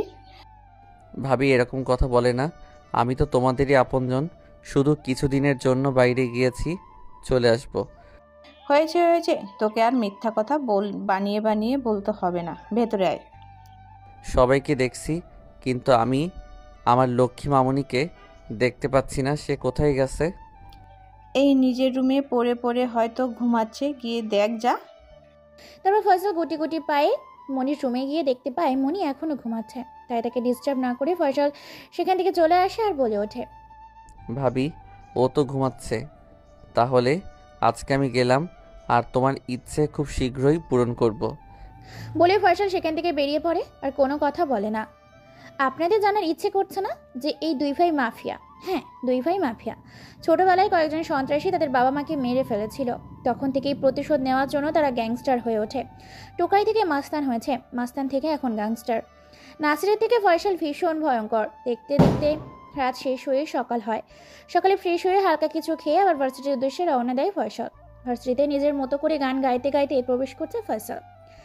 এমন সময় পেছন থেকে মেয়েলি কণ্ঠে বলে ওঠে, এই যে হিরো সাহেব, এদিকে আসেন। পেছন থেকে কারোর কথা শুনে দাঁড়িয়ে যায় ফয়সাল। ফয়সাল পিছনে ঘুরে দেখতে পায় কালকে সেই মেয়েটা তাকে ডাকছে। ফয়সাল সেখানে দাঁড়িয়ে আছে। এটা দেখে মেয়েটা আবার বলে ওঠে, কিরে, তোকে যে ডাকতেছি, তোর কানে কি আমার কথা যায় না নাকি তুই ইচ্ছে করে শুনতে পাস না? তুই তুই কি চোখের সাথে সাথে আজকাল কানেও শুনতে পাস না নাকি? ফয়সাল এবার গুটি গুটি পায়ে তিথির সামনে দাঁড়ায় আর মুচকি এসে বলে ওঠে, দেখেন, যা বলবে তাড়াতাড়ি বলো, কি বলার আছে দ্রুত বলো, আমার হাতে সময় নেই। ফয়সালের মুখে তিথি এই কথা শুনে ভীষণ রেগে যায়। তিথি রেগে রেগে চিৎকার করে বলে ওঠে, ফকিন্নি, তোর সাহস কি করে হয়? তুই আমাকে সময় দেখাচ্ছিস? যেখানে আমার সাথে সবাই কথা বলার জন্য অ্যাপয়েন্টমেন্ট নিয়ে রাখে, সেখানে তুই আমাকে সময় দেখাচ্ছিস? তোর সাহস দিন দিন আমি দেখে অবাক হয়ে যাচ্ছি। ফয়সালের এই কথা শুনে পাগলের মতো একটা মুচকি হাসি দেয়, যে হাসিটা সবার ক্রাশ। মুচকি হাসি দিয়ে ফয়সাল বলে ওঠে, আমি তো সবার থেকে স্পেশাল। সবাই আপনার সাথে কথা বলার জন্য অ্যাপয়েন্টমেন্ট নিয়ে থাকে, কিন্তু আপনি আমার সাথে কথা বলার জন্য অ্যাপয়েন্টমেন্ট নিয়ে রাখেন। ফকিন্নি, চুপ কর। এমনিতেই আজকে আমার মেজাজটা ভালো আছে, তাই তোর সাথে ঝগড়া করতে চাই না। এই না টাকা, আমার জন্য ওখান থেকে 2 প্যাকেট সিগারেট নিয়ে আয়। ফয়সাল তিথির মুখে এই কথা শুনে তো টাসকি খেয়ে যায়, কেননা সে এতদিন জানতো ছেলেরা সিগারেট খায়, কিন্তু আজকে তিথির কথা শুনে সে তো হতবাক। তিথির দিকে তাকিয়ে আছে, কারণ মেয়েটাও সিগারেট খায় এটা ভেবে। ফয়সাল বলে ওঠে, আমি কারো বাপের কৌতাল নই যে যার তার কথা শুনে সিগারেট এনে দেব। কি বললি ফকিন্নি? তোর সাহস কি করে হয় আমার মুখে মুখে তর্ক করার? এটা বলে তিথি মারি এক থাপ্পড় খেয়ে ড্যাব ড্যাব চোখে ফয়সাল সেদিকে তাকিয়ে আছে। তিথি বলে ওঠে, থাপ্পড় খেয়ে এখন সোজা হয়ে গেলি, বুঝেছিস? চেয়ারম্যানের মেয়ের কথা অমান্য করলে এরকম থাপ্পড় তোকে বারবার খেতে হবে। ফয়সাল থাপ্পড় খেয়ে মনে মনে ভাবতে থাকে, অনেক হয়েছে তোর নেতাগিরির, তোর অহংকার দ্বারা এখনই ভেঙে দিচ্ছি। কথাটা বলে ফয়সাল নিজের ঠোঁট দিয়ে তিথির 4 ঠোঁট এক করে দেয়। পুরোনো ভার্সিটির ছেলে মেয়ে সহ পুরো ভার্সিটির ক্যাম্পাস এদিকে হা করে তাকিয়ে আছে। কেউ কেউ তো আবার ভিডিও করছে। এইভাবে প্রায় 5 মিনিট চলে যায়। তিথি নিজেকে ছাড়ানোর জন্য অনেক চেষ্টা করছে, কিন্তু কোনোভাবেই পারছে না। ফয়সালও নিজের ইচ্ছে মতো তিথিকে কিস করতে থাকে। তিথি এবার ফয়সালকে ধাক্কা দিয়ে বেশ কয়েকটা থাপ্পড় দেয় আর বলে ওঠে, শালা জানোয়ারের বাচ্চা, ফকিন্নি গাইয়া খ্যাত, তোর সাহস কি করে হয় চেয়ারম্যানের মেয়েকে কিস করার? তোকে তো আজকে এখানে মেরে ফেলবো, তোর জিব্বাটা তো এখানেই কেটে ফেলবো। তোর সাহস কি করে হয় তুই আমাকে এতগুলো ছেলে মেয়ের সামনে কিস করিস? আজ তোর জিব্বাটা কেটে ফেলবো, তুই শুধু দাঁড়া। ফয়সাল কোনো কথা বলে না। ফয়সাল সেখানে দাঁড়িয়ে থাকে, মুচকি মুচকি হাসতে থাকে, চিৎকার করে বলে ওঠে, তুই শুধু কিছুক্ষণ অপেক্ষা কর। তোর হাসি আমি পাছা দিয়ে যদি বের না করেছি, আমার নাম তিথি না। তোর সাহস হয় কি করে তুই আমাকে সবার সামনে কিস করিস? তুই আমার ঠোঁট নোংরা করে দিলি, মনে হচ্ছে নিজের ঠোঁটটাকে কেটে ফেলি। তোর শরীর থেকে তো এমনি দুর্গন্ধ বের হচ্ছে, তার উপর তুই আমাকে জড়িয়ে ধরেছিলিস। হ্যাঁ হ্যাঁ ঠিক আছে, কাকে নিয়ে আসেন। আমি ওই আম গাছের নিচে গিয়ে বসলাম। তিথি নিজের ব্যাগ থেকে ফোনটা বের করে ফয়সাল আম গাছের নিচে গিয়ে বসে পড়ে। সবাই ফয়সালের দিকে হা করে তাকিয়ে আছে। ফয়সাল নিজের মতো করে আম গাছে বসে থাকে। তিথি পকেট থেকে ফোনটা বের করে কল করে চেয়ারম্যানকে। ফোন নাম্বারে চেয়ারম্যান মেয়ের কল পেয়ে রিসিভ করতে তিথি কান্না করতে করতে বলে ওঠে, বাবা, আমাকে ভার্সিটিতে একটা কুত্তা, ইতর, বাদর, জানোয়ার, অসভ্য ফকিন্নির ছেলে, শালা গাইয়া খ্যাত সবার সামনে আমাকে অপমান করেছে, আমাকে কিস করেছে। তুমি এখনই ভার্সিটিতে পুলিশ পাঠাও, ওর জিব্বা আমি কেটে ফেলবো। ওর সাহস কি করে হয় ও আমাকে কিস করে? তুই শান্ত হ মা, তুই শান্ত হ। তুই এত উত্তেজিত হোস না। আমি এখনই হাবিবকে পাঠিয়ে দিচ্ছি ওখানে আর কিছু ছেলে পেলে। এখানে হাবিব ভাইয়া এসে কি করবে? তুমি পুলিশকে পাঠাও, ওর জিব্বাটা আমি আজকে কেটে ফেলবো। তুই কি বলিস মা? হাবিব এখানকার মেয়রের সাথে ভার্সিটির সেক্রেটারি, সেখানে তুই কি না বলছিস? হাবিব কি করবে? তুই হাবিবকে সব বলবি। আমি হাবিবকে ফোন করে দিয়েছি, ওর হাত পা ভেঙে হসপিটালে পাঠিয়ে দিবে। আগে পাঠাও ওই খ্যাতকে, আজকে আমি মেরে ফেলবো। ওর অনেক সাহস বেড়ে গেছে, আমার মান সম্মান নিয়ে ও ভার্সিটিতে খেলেছে, এর শাস্তি ওকে পেতে হবে। কথাটা বলে তিথি কান্না করতে করতে ফোন কেটে দেয়। তিথিকে সান্ত্বনা দিচ্ছে মায়া আর সাদিয়া। দেখ তিথি, তুই এভাবে কান্না করিস না দোস্ত। তুই যদি ছেলেটাকে ওভাবে অপমান না করতি, তাহলে ছেলেটা তোকে সবার সামনে কিসও করতো না।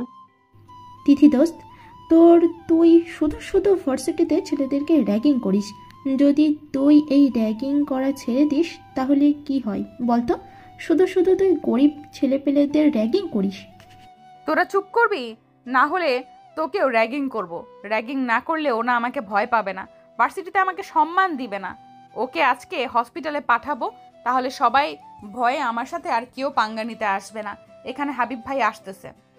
অন্যদিকে চেয়ারম্যান হাবিবকে কল দেয়। হাবিব সাথে সাথে 2-3টে গাড়ি ছেড়ে ভার্সিটির উদ্দেশ্যে রওনা দিয়েছে। অন্যদিকে কাটোয়া নদী থেকে ছেলেগুলোর লিডার ছাপ মারার সাথে সাথে পানির স্রোতে লিডারকে ভাসিয়ে নিয়ে আসতে শুকনো একটা স্থানে কোনো রকমে নিজের জীবন বাঁচিয়ে সেখানে উঠে পড়ে, পালিয়ে যায় কোনো এক গন্তব্যে উদ্দেশ্য। সেখানে গিয়ে নতুন একটা মোবাইল ফোন কিনে আর সিম কিনে সাথে সাথে একটা নাম্বার মোবাইলে টাইপ করে কল করে বলে ওঠে, হ্যালো ভাই, আপনি কোথায়? দ্রুত আমার জন্য একটা হেলিকপ্টার পাঠান, আমি মরতে মরতে বেঁচে ফিরছি। ছেলেগুলোর লিডার এতক্ষণ নাইট ক্লাবে বসে মদ খাচ্ছিল। হঠাৎ করে তার দলের ডান হাত আপন লিডারের কথা শুনে মদের গ্লাসটা হাত থেকে ফেলে দেয় আর বলে ওঠে, তুই মরতে মরতে বেঁচে ফিরে এসেছিস মানে কি? তুই ঠিক আছিস তো? আমার দলের ছেলেপেলেগুলো ঠিক আছে তো? সময় মতো মালগুলো ডেলিভারি দিয়েছিস তো তোরা? ভাই, আমি ছাড়া কেউ বেঁচে নেই, সবাইকে মেরে ফেলেছে, আমাদের গাড়িগুলো নিয়ে চলে গেছে তারা। আমি নিজের জীবন বাঁচিয়ে খুব কষ্ট করে সেখান থেকে ফিরে এসেছি আজরাইলের হাত থেকে। মানে তার মানে মালগুলো কে নিয়ে গেছে? কে তোদের মেরেছে? কার এত বড় কলিজা যে মেহেদি গ্রুপ অফ ইন্ডাস্ট্রিজের মালিকের গাড়িগুলো আটকায় এবং তার লোকের উপর হামলা করে? কার এত বড় কলিজা? ভাই, এইসব কিছু করেছে কে গ্যাংস্টারের কে গ্যাংস্টার সেখানে এসেছিল। রাস্তার মাঝে গাছের টন রেখে আমাদের গুলি করে আক্রমণ করে। আমরা সংখ্যায় কম ছিলাম, তারা সংখ্যায় বেশি ছিল। ঝড়ের মতো গুলি করে আমাদের সব ছেলেকে মেরে ফেলেছে, শুধু আমি প্রাণে বেঁচে আছি। এই কথা শুনে রেগে মেগে একাকার। সামনের কাচের টেবিলটা হাতে তুলে মারে এক আছাড়, সাথে সাথে কাচের টেবিলটা ভেঙে টুকরো টুকরো হয়ে যায়। মেহেদি রেগে মেগে একাকার। মেয়েটি হচ্ছে একটা গ্যাংস্টার, বাংলাদেশের সবচেয়ে সিক্রেট এবং আন্ডারওয়ার্ল্ড। সকল রকম অবৈধ কাজ সে করে। নারী ব্যবসা থেকে শুরু করে দেশের সমস্ত পাচার, শিশু পাচার, সমস্ত কিছু খারাপ কাজের সাথে যুক্ত আছে। চিৎকার করে মেহেদি বলে ওঠে, চারদিকে শুধু কে আর কে। এই কে তো আমার বাঁচার সমস্ত রাস্তা বন্ধ করে দিতে শুরু করে দিয়েছে। এভাবে চলতে পারে না, ওকে যে করে হোক পৃথিবী থেকে সরিয়ে দিতে হবে। অনেক হয়েছে তার অত্যাচার, এখন শুধু অত্যাচারও চলবে এই মেহেদির। মেহেদি এবার কল করে লিডারকে আর বলে ওঠে, তুই আমার ঠিকানায় চলে আয় এবং আমাদের কিছু ছেলেপেলেদের খোঁজ খবর নিতে বল। বর্তমানে কে কোথায় ছদ্মবেশে আছে, যে করে হোক তার পরিচয় খুঁজে বের কর, তার দুর্বলতাকে খুঁজে বের কর। জি ভাই, অবশ্যই। আমি ছেলেপেলে আগে লাগিয়ে দিয়েছি, কিছুক্ষণের মধ্যে আপনি আপনার ঠিকানায় পৌঁছে যাচ্ছি। কথা বলেই কলটা কেটে দেয়। এদিকে হাবিব 2-3 গাড়ি ছেলে পুলে নিয়ে ভার্সিটির ভেতর প্রবেশ করে। ফয়সাল আম গাছের নিচে বসে আছে, একটা ছোট ছেলের সাথে কথা বলছে। এমন সময় ভার্সিটিতে গাড়িগুলো প্রবেশ করে। গাড়িগুলোর ভেতর থেকে বের হয়ে আসে হাবিবের প্রত্যেকটা ছেলের হাতে ক্রিকেট ব্যাট, লাঠি, সোটা। হাবিব তিথির কাছে এসে বলে ওঠে, এখানে কি হয়েছে? তোকে নাকি বলে কোন এক বস্তি ছেলে কিস করেছে? চেয়ারম্যান সাহেব আমাকে ফোন করে জানালো। কোথায় হয়েছিল এটা? দেখি ওর কত বড় কলেজা যে হাবিবের বোনের গায়ে হাত দেয়। এই কথা শুনে তিথি কান্না মাখা অভিনয় করতে থাকে। কান্না করতে করতে বলে ওঠে, ভাই, ও আমাকে অনেকগুলো গালি দিয়েছে, অনেক খারাপ কথা বলেছে। ওকে আজকে যে করেই হোক ওকে মেরে পুঁতে দিবে। হ্যাঁ, সব ঠিক আছে, তুই একে ছেলেটাকে দেখে দে। আমিও তো দেখি ওর কত বড় কলেজা যে হাবিবের বোনের গায়ে হাত দিয়েছে। তিথি মনে মনে ভীষণ খুশি, ভীষণ আনন্দ, কারণ হাবিব ভার্সিটিতে এসে ছেলেটাকে মারার জন্য পাগল হয়ে উঠেছে। তিথি এবার কান্না মাখা অভিনয় করেই বলে ওঠে, ভাইয়া, ওই যে পেছনের দিকে আম গাছের নিচে ওই ছেলেটা বসে আছে, দেখতে ভীষণ সুন্দর, কিন্তু গাইয়া খ্যাত, পরিধানে ময়লা কাপড় চোপড়। এই তোরা কে কোথায় আছিস রে? আম গাছের নিচে একটা গায়ক খ্যাত ছেলে বসে আছে, তার শার্টের কলার ধরে টানতে টানতে এখানে নিয়ে আয়। হাবিবের কথা মতো বেশ কয়েকটা ছেলে গিয়ে আম গাছের নিচে ফয়সালকে টানতে টানতে নিয়ে আসা হয় হাবিবের সামনে। হাবিব না দেখে একটা থাপ্পড় মারতে যাবে ছেলেটার দিকে তাকিয়ে তো হাত থেকে হকি স্টিকই পড়ে যায় হাবিবের চোখ দুটো ছানা বড়া হয়ে যায় ফয়সালকে দেখে। গলাটা ভয়ে শুকিয়ে গেছে, কি করবে কি বলবে কোনো কিছুই বুঝে উঠতে পারে না। ফয়সাল হয়তো এক দৃষ্টিতে তাকিয়ে আছে হাবিবের দিকে। দুজনের দিকে তাকিয়ে আছে। বেশ কিছু সময় নীরবতার মধ্যেই কেটে যায়। তিথি তাদের দুজনের দিকে তাকিয়ে আছে। নীরবতা ভেঙে তিথি বলে ওঠে, ভাইয়া কি হলো তোর? ওকে মারতে গিয়ে থেমে গেলি কেন? ওকে মেরে এখানে পুঁতে দে। আজকে ওর সাহস কি করে হয় ও আমার গায়ে হাত দেয়? হাবিব ফয়সালকে দেখেই থমকে যায়। কি করবে কি বলবে বুঝতে পারে না। হাবিবের মাথায় কাজ করে না। ফয়সালকে দেখে মাথায় কাজ করা বন্ধ করে দিয়েছে। হাবিব বলে ওঠে, এই তোরা ছেলেটাকে ছেড়ে দে, ওর থেকে দূরে চলে আয়। হাবিবের এরকম কর্মকাণ্ডে সবাই হতবাক দৃষ্টিতে তাকিয়ে আছে। ভার্সিটির মাঠের দিকে। তিথি স্পষ্ট দেখতে পায় হাবিব ভয় পেয়েছে ফয়সালকে দেখে, কিন্তু তিথি বুঝতে পারে না হাবিব যেখানে সবচেয়ে বড় মাথা সেখানে ফয়সালকে দেখে কেন ভয় পাচ্ছে। হাবিব কথা ঘোরানোর জন্য আমতা আমতা করে বলে, আরে ফয়সাল, তুই এখানে কি করছিস? এই, তোদেরকে না ছেলেটাকে তুলে আনতে বললাম, তোরা ফয়সালকে তুলে আনলি কেন? হাবিবের কথা শুনে তিথির টাস্কি খেয়ে যায়। তিথি বলে ওঠে, আরে ভাইয়া, এই ছেলেটাই তো আমাকে কিস করেছে আর অপমান করেছে, তুই একে ছেড়ে দিচ্ছিস কেন?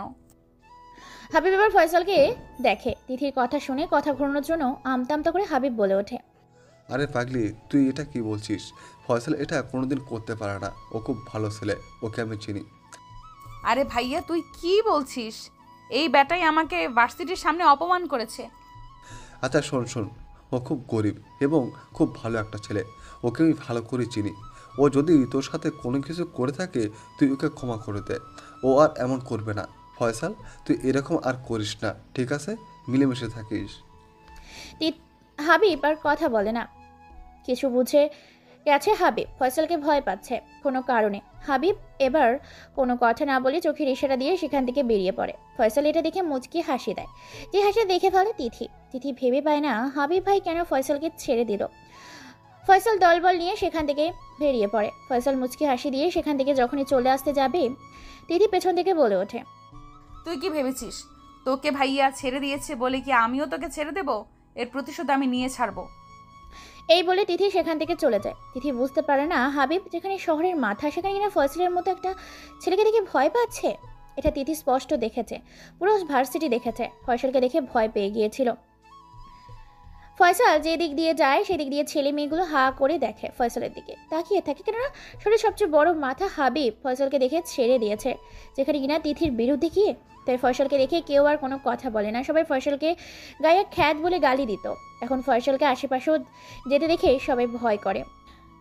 অন্যদিকে লিডারের কথা মতো তার ছেলে বলে ফয়সালের খোঁজ খবর করতে থাকে। এক পর্যায়ে খোঁজ খবর পেয়েও যায়। তারপর লিডারকে ফোন করে সবকিছু এক এক করে সমস্ত ঘটনা জানিয়ে দেয়।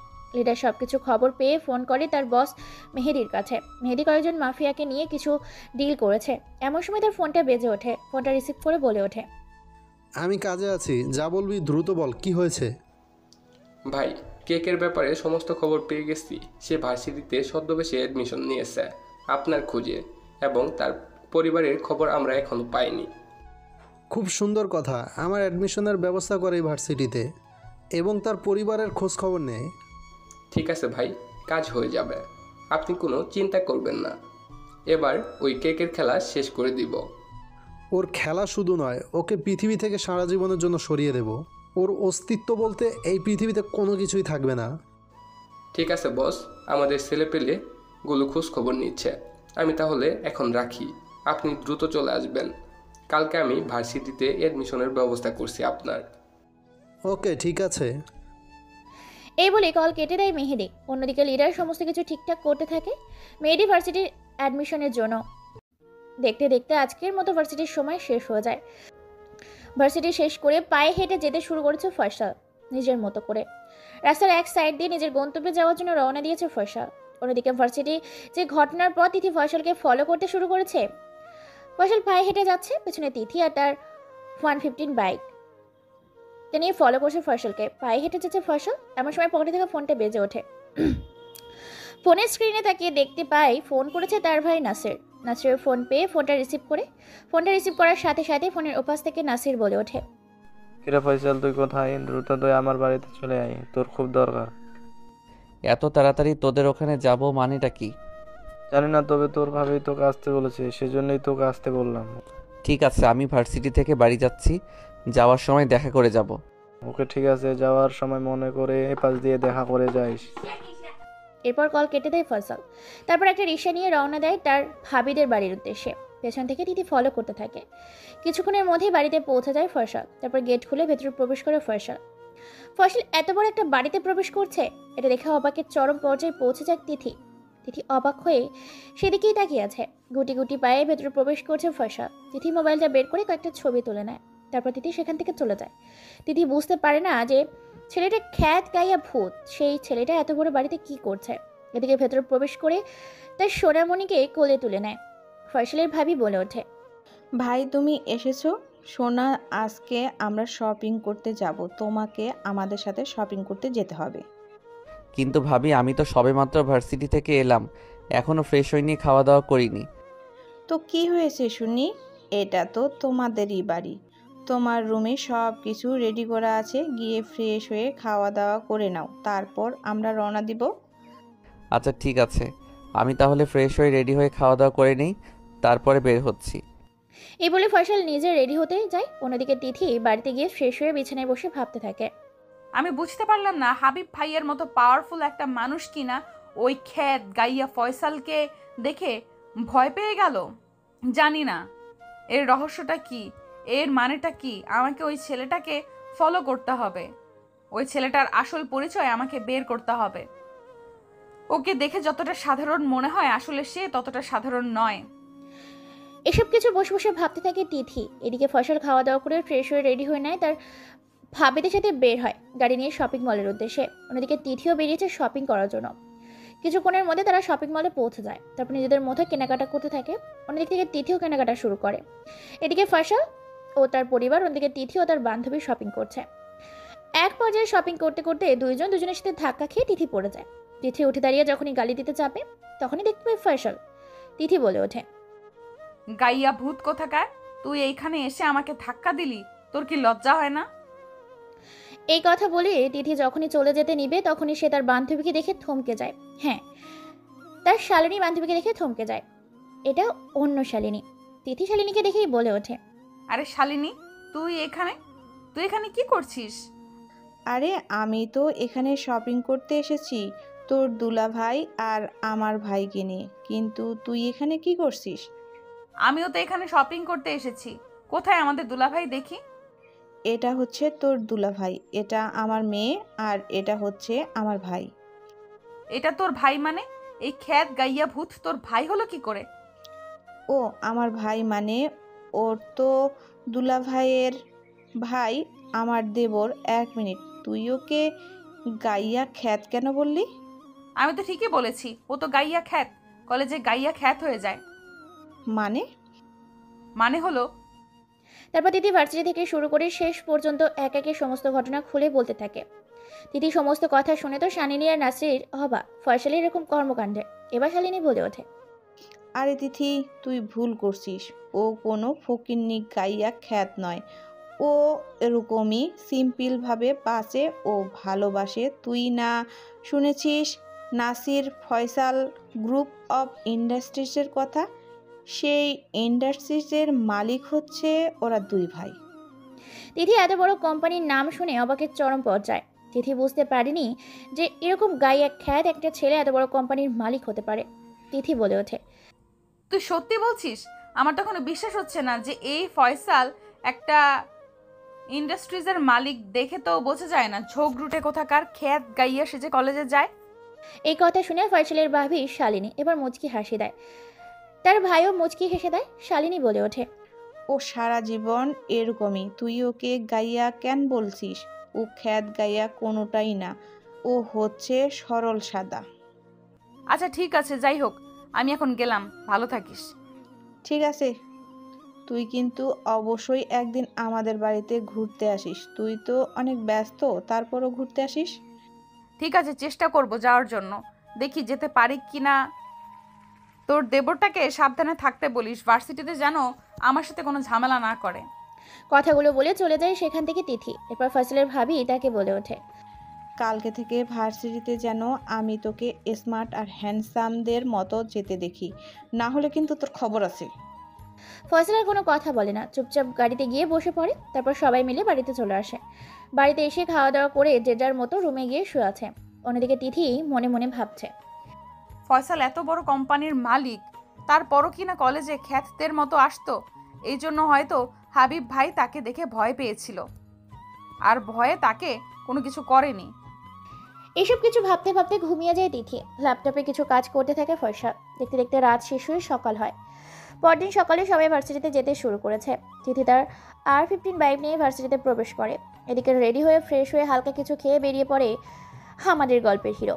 আজকে ফয়সাল ভীষণ স্মার্ট, হ্যান্ডসাম এবং তার পছন্দের ইয়ামা লাক্সারি কার 15 বাইকটা নিয়ে ভার্সিটির উদ্দেশ্যে বেরিয়ে পড়ে। সবাই তাকিয়ে আছে হা করে ফয়সালের দিকে, কারণ ফয়সাল আজকে ভীষণ স্মার্ট এবং হ্যান্ডসাম হয়ে ভার্সিটিতে প্রবেশ করেছে। কেউ তাকে চিনতে পারে না। ভার্সিটির মেয়েগুলো সেদিকে হা করে তাকিয়ে আছে, কারো যেন চোখের পলকই পড়ছে না। সবাই অপলক দৃষ্টিতে তাকিয়ে আছে ফয়সালের দিকে। ফয়সাল কোনো দিকে না তাকিয়ে বাইকটি গিয়ে পার্কিং করে পায়ে হেঁটে আম গাছের নিচে গিয়ে বসে পড়ে। সবাই সেদিকে হা করে তাকিয়ে আছে। মেয়েগুলো যেন ফয়সালের উপর ক্রাশ খেয়ে ফয়সাল ভীষণ স্মার্ট হয়ে এসেছে যে। অন্যদিক দিয়ে ভেতরে প্রবেশ করেছে তিথি। প্রত্যেক দিন যে জায়গায় বাইক স্ট্যান্ড করতো সে জায়গায় আজকে তার থেকে বড় একটা দামি বাইক পার্কিং করেছে। এটা দেখে তিথিও অবাক হয়ে যায়। তিথি বাইকটা পার্কিং করে তার বান্ধবীদের কাছে যায়। এমন সময় সেখানে সাদিয়া বলে ওঠে, তিথি, ওই দেখ, আজকে ভার্সিটিতে একটা সুন্দর ছেলে এসেছে, ভীষণ স্মার্ট। আর ওই যে দামি গাড়িটা দেখছিস, সেটা ওর। সাদিয়া কথাটা বলে তিথিকে সেদিকে দেখিয়ে দেয়। তিথি সেদিকে তাকিয়ে তো অবাক হয়ে যায়। সত্যি ছেলেটা ভীষণ স্মার্ট। ওদিকে চোখ থেকে রঙিন সানগ্লাসটা খুলে ফেলে ফয়সাল। ফয়সালকে দেখে তো সবাই টাসকে খেয়ে যায়, যে সবার মাথা ঘুরে যায়। তিথি তো ভ্যাবা জায়গা খেয়ে গেছে। এক এক করে সবাই ফয়সালের সাথে কথা বলার জন্য তার কাছে যায়। ফয়সাল হাসি মুখে সবার সাথে কথা বলছে। অন্যদিকে গুটি গুটি পায়ে ভেতরে প্রবেশ করে কোনো এক ছেলে। ভেতরে প্রবেশ করে এদিক ওদিক তাকে একটা রহস্যময় হাসি দিয়ে ফয়সালের কাছে গিয়ে বসে পড়ে। আর বলে ওঠে, হাই, আমি মেহেদি। তুমি নিশ্চয়ই ফয়সাল? হ্যাঁ, আমি ফয়সাল, কিন্তু তোমাকে তো চিনতে পারলাম না। আমি মেহেদি। আজকে ভার্সিটিতে নতুন অ্যাডমিশন নিয়েছি। তোমাকে আমি আগে থেকেই চিনতাম, তাই তোমার কাছে এলাম। তাই তুমি আমাকে কিভাবে আগে থেকে চেনো? আমার তো মনে পড়ছে না। জানি না, তবে কোনো একভাবে তোমাকে দেখেছিলাম, তাই তোমার সাথে পরিচয় হতে এলাম।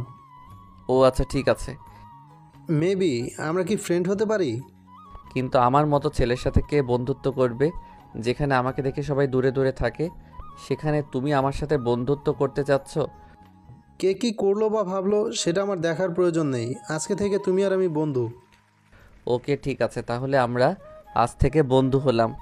তারপর তারা নিজেদের মধ্যে কথোপকথন করতে থাকে, বন্ধুদের আলাপ আলোচনা করতে থাকে। দেখতে দেখতে ক্লাসের সময় হয়ে যায়। তারপর তারা ক্লাসে চলে যায়। এইভাবে এক এক করে সমস্ত ক্লাস শেষ করতে থাকে। ক্লাসরুমে তিথি হা করে তাকিয়েছিল। এইভাবে এক এক করে সমস্ত ক্লাস শেষ করে ভার্সিটির ছুটির সময় হয়ে যায়। ফয়সাল আর মেহেদি একসাথে বেরিয়ে পড়ে। ফয়সালের গাড়িতে করে তিথি বেরিয়ে পড়ে। তিথি ঠিক করেছে শালিনীর বাড়িতে যাবে, তাই সে চলে যায় ফয়সালদের বাড়িতে। সেখানে গিয়ে কলিং বেল বাজার। ভেতর থেকে দরজা খুলে দেয় তার ভাবি। শালিনীকে দেখে তার ভাবি বলে ওঠে, কিরে তিথি, তুই হঠাৎ করে আমার এই বাড়িতে কি মনে করে আসলি? না, এমনি আসলে ঘুরতে আসলাম তোর সাথে দেখা করতে। তুই আসতে বলেছিলি তাই আসলাম তোর সাথে দেখা করার জন্য। ঠিক আছে, ভেতরে আয়। তারপর তিথি বাড়ির ভেতরে প্রবেশ করে। দুজনে গল্প করতে থাকে। তিথি বলে ওঠে, শোন, তুই তোর দেবর ফয়সালকে বলে দিবি কাল থেকে যেন সে ভার্সিটি স্মার্ট হয়ে না যায়, না হলে কিন্তু ওর খবর আছে। তিথির এমন কথা শুনে শানিলি অবাক হয়ে যায়। ফয়সালের ভাবি এবার মুচকি এসে বলে ওঠে, কেন, কি হয়েছে? ও ভার্সিটিতে খ্যাত হয়ে গেলে তুই তাকে বলে দেখতে পারিস না, তাই তাকে আমি স্মার্ট করে ভার্সিটিতে যেতে বলেছি। আর এখন তুই বলছিস কাল থেকে যেন সে ভার্সিটিতে স্মার্ট হয়ে না যায়? হ্যাঁ, ও যেন কাল থেকে ভার্সিটিতে স্মার্ট হয়ে না যায়, না হলে কিন্তু ওর খবর আছে। সব মেয়েগুলো ওর দিকে তাকিয়ে থাকে। তাই তো ভালো কথা। এমনিতেই ফয়সালের বিয়ে দিতে হবে। যদি কোনো মেয়ে পছন্দ হয়ে যায় তাহলে তার সাথে বিয়ে দিয়ে দিব। দুর্বল, তোর সাথে কথা বলে লস। ওকে বলে দিবি কাল থেকে যেন সে আগের মতো খ্যাত হয়ে কলেজে যায়, নইলে ওর খবর আছে। কথাটা বলে তিথি সেখান থেকে বেরিয়ে পড়ে তার নিজের বাড়ির উদ্দেশ্যে। বাড়িতে গিয়ে ফ্রেশ হয়ে সে শুধু ফয়সালের কথাই ভাবতে থাকে। তিথির এরকম কর্মকাণ্ডে শালিনী হেসে ফেলে। শালিনী বুঝে গেছে তিথি ফয়সালকে ভালোবেসে ফেলেছে। অন্যদিকে ফয়সাল আর মেহেদি বেশ কয়েকটা জায়গায় ঘুরে তারপর খাওয়া দাওয়া করে মেহেদি বলে ওঠে, ঠিক আছে বন্ধু, আজকে তাহলে গেলাম। কালকে ভার্সিটিতে অবশ্যই দেখা হবে। ইনশাল্লাহ, বেঁচে থাকলে দেখা হবে কালকে ভার্সিটিতে। তারপর মেয়েরা সেখান থেকে চলে যায়। এদিকে ফয়সালও সেখানে আর না দাঁড়িয়ে থেকে গাড়ি করে বাড়ির উদ্দেশ্যে রওনা দেয়। এমন সময় তার পকেটে থাকা ফোনটা বেজে ওঠে। ফোনটা পকেট থেকে বের করে দেখতে পায় তার ভাই নাসির ফোন করেছে। ফোনটা রিসিভ করতে উপাস থেকে নাসির বলে ওঠে, হ্যালো ফয়সাল, তুই কোথায় রে? এই তো ভার্সিটি থেকে সবেমাত্র রওনা দিয়েছি বাড়ির উদ্দেশ্যে। বাড়িতে গিয়ে খাওয়া দাওয়া করে গোডাউনে চলে আসিস। তোর সাথে কিছু দরকারি কথা আছে। তোকে মারার জন্য গ্যাংস্টার মেহেদি ছদ্মবেশে শহরে এসেছে, কারণ তুই ওর প্রত্যেক কাজে বাধা দিয়েছিস। আমি খবর পেলাম। তুই 100% শিওর তো? হ্যাঁ হ্যাঁ, আমি 100% শিওর আছি। এতদিন তার দলের ছেলেদেরকে মেরেছে, এখন স্বয়ং তাকে মারবো আমি।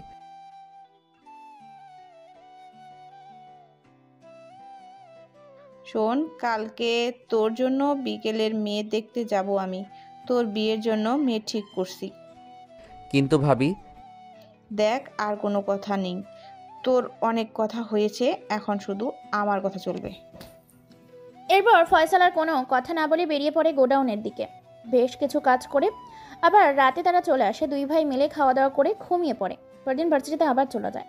মেহেদি আর ফয়সালের বন্ধুটা বেশ গভীর হয়। মেহেদি বলে ওঠে, বন্ধু, তুই কি জীবনে কাউকে ভালোবেসেছিস? ভালোবাসি না, তবে একজনকে খুব পছন্দ করি। কে সেটা যাকে তুই পছন্দ করিস কিন্তু ভালোবাসার কথা বলতে পারিস না? আমাদের ভার্সিটির 1 নম্বরের বদমাশ এবং ডেঞ্জারাস তিথিকে। কি, তুই তিথিকে ভালোবাসিস আর তুই কিনা এ কথাটা বলতে পারিস না? ভয় করছে। আচ্ছা ঠিক আছে, কালকে আমি তোর হয়ে ওকে বলে দেব। এইভাবে তারা অনেক কথা বলে। দেখতে দেখতে ভার্সিটির ছুটি হয়ে যায়। তারপর যে যার মতো বাড়িতে চলে যায়। বিকালে তার ভাবির কথা মতো মেয়ে দেখতে যায়। রুমের মধ্যে সবাই বসে আছে। এমন সময় মেয়েকে নিয়ে আসা হয়। মেয়ের মুখটা দেখেই তো ফয়সাল টাসকি খেয়ে যায়, কেননা তার সামনে স্বয়ং তিথি বসে আছে। তিথিকে দেখেই ফয়সালের কথা বলার ভাষা হারিয়ে ফেলেছে। তার ভাবি বলে ওঠে, আন্টি, আপনাদের মেয়েকে আমাদের পছন্দ হয়েছে। আমরা আপাতত আংটি পরিয়ে দিয়ে যাব, 2 দিন পরে তাদের বিয়ে। ফয়সালকে তার ভাবি চোখের ইশারা দেওয়ার সাথে সাথে ফয়সাল তিথির হাতে আংটি পরিয়ে দেয়। তিথিও পরে নেয়। তারপর তারা দুজনকে আর কোনো কথা না বলে খাওয়া দাওয়া করে সেখান থেকে বেরিয়ে পড়ে ফয়সাল। ফয়সাল ফোন করে মেহেদিকে আর বলে ওঠে, হ্যালো মেহেদি, কোথায় তুই? আমার তো বিয়ে ঠিক হয়ে গেছে তিথির সাথে। ভাবি আমাকে না জানিয়ে ওর সাথে বিয়ের ব্যবস্থা করেছে। এ তো ভালো কথা। বিয়ে কোন দিন? 2 দিন পরে ওর সাথে আমার বিয়ে ঠিক করেছে। মেহেদির সাথে আরো অনেক কথা বলে। অন্যদিকে মেহেদি মনে মনে ভীষণ খুশি। দেখতে দেখতে একদিন কেটে যায়। তিথি শপিং করতে বের হয়েছে তার বান্ধবীদের সাথে। এমন সময় শপিং মলে বেশ কয়েকজন ছেলে পুলে তিথিকে তুলে নিয়ে চলে যায়। খবর পেয়ে ফয়সাল সেখানে চলে আসে। এমন সময় পকেটে থাকা ফয়সালের ফোনটা বেজে ওঠে। ফোনের স্ক্রিনে তাকিয়ে দেখতে পায় মেহেদি নামটা ভেসে উঠেছে। ফোন রিসিভ করতে উপাস থেকে বলে ওঠে, কিরে ফয়সাল, ওরফে কে কে, কেমন আছিস? মেহেদি, তুই এসব কি বলছিস? শুধু মেহেদি নয়, টাটা মেহেদি, তোর জম। তোর ভালোবাসাকে বাঁচাতে চাইলে এই ঠিকানায় চলে আয়। কুত্তার বাচ্চা, টাটা। তুই ছদ্মবেশে তার মানে আমার সাথে এতদিন বন্ধুত্ব করেছিস? তোকে আমি টুকরো টুকরো করে ফেলবো যদি তিথির কোনো কিছু হয়। ভালোবাসার মানুষটাকে বাঁচাতে চাইলে আমার ঠিকানায় চলে আয়। কল কেটে দেয়। তারপর নাসির, ফয়সাল আরও বেশি কিছু ছেলেপুলে নিয়ে বেরিয়ে পড়ে মেহেদির গোডাউনের উদ্দেশ্যে। সেখানে গিয়ে ফয়সাল দেখতে পায় তিথিকে চেয়ারের সাথে বেঁধে রাখা হয়েছে। মেহেদি বলে ওঠে, মরার জন্য তাহলে চলে এলি? তোর খেলা এখানেই শেষ। কথাটা বলেই মেহেদি চোখের ইশারা দেওয়ার সাথে সাথে তার ছেলেগুলো ফয়সালকে মারতে এগিয়ে আসে। হঠাৎ করে পেছন থেকে ঝড়ের মতো গুলি আসতে থাকে। চোখের পলকে 5 মিনিটের মধ্যে মেহেদির সমস্ত ছেলেপুলে মেরে একাকার করে ফেলে। শুধু মেহেদি বেঁচে আছে। চারিদিকে শুধু ফয়সালের ছেলেপুলে। মেহেদি আর কোনো কিছু বলার সুযোগ না দিয়ে মেহেদির গলার ওপর ব্লেড রেখে চালিয়ে দেয়। সাথে সাথে গলাটা শরীর থেকে আলাদা হয়ে যায়। নিথর দেহটা সেখানেই পড়ে লাফালাফি করতে থাকে। এটা দেখে দিদি ভয়ে ফয়সালকে জড়িয়ে ধরে আর বলে ওঠে, ফয়সাল, তুমি আমাকে মাফ করে দাও। আমি তোমাকে ভালোবেসে ফেলেছি। ভালোবেসে এখন থেকে তোমার সাথে থাকতে চাই। আমিও তোমার অত্যাচার আর অপমানগুলোকে কখন যে ভালোবেসে ফেলেছি বলতে পারি না। আমি তোমাকে কথা দিচ্ছি আর কখনো তোমার সাথে খারাপ ব্যবহার করব না। বাকিটা জীবন ভালোবেসে আগলে থাকবো তোমার সাথে।